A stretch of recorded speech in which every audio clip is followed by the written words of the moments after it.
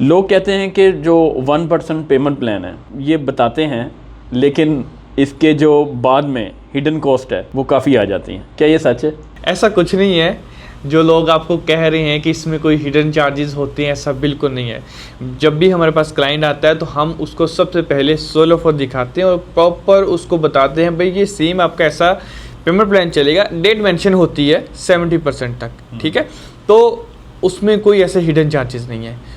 आपको क्या लगता है कि इसमें हिडन चार्जेस हैं? जो भी कुछ कह रहा है वो सब फेक है, ऐसा कुछ नहीं है। अच्छा, मुझे ये बताएं कि अगर कोई फॉर एग्ज़ाम्पल इन्वेस्टर वो डिफ़ॉल्ट हो जाता है, ठीक है, तो क्या होगा? क्या डैन्यूब जो रिस्क खुद ले रहा है इसका, या इन्वेस्टर इसका नुकसान उठाएगा? ये जो डिफ़ॉल्ट होने वाली बात है ना, ये मैं आपको बताता हूँ। इसमें ये है कि एक प्रॉपर आपका SPA sale purchase agreement sign होता है हमारे साथ। आपने उसमें लिखा होता है कि हम इस डेट के मुताबिक आपकी ये पेमेंट कंप्लीट करेंगे, और आपने वो बनता भी है आप लोगों का।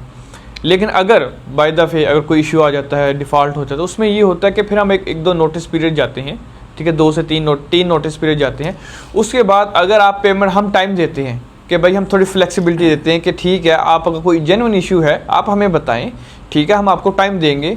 और उसके बाद भी, उस टाइम के बाद भी अगर आप पे नहीं करते तो फिर हमारा ये लीगली हक होता है कि हम कोर्ट में वार्निंग लेटर देते हैं कि अगर आप पेमेंट नहीं कर रहे, ठीक है, हमें पेमेंट नहीं आ रही, तो फिर ये होता है कि हम उसका नोटिस जाता है ऑनर को, और उसके बाद फिर वो यूनिट कैंसिल होता है, वो वापस हमारी इन्वेंट्री में आ जाता है, तो उसको फिर कोई और भी बाई कर सकता है। लेकिन वो जो पेमेंट होती है वो टोटली नॉन रिफंडेबल होती है।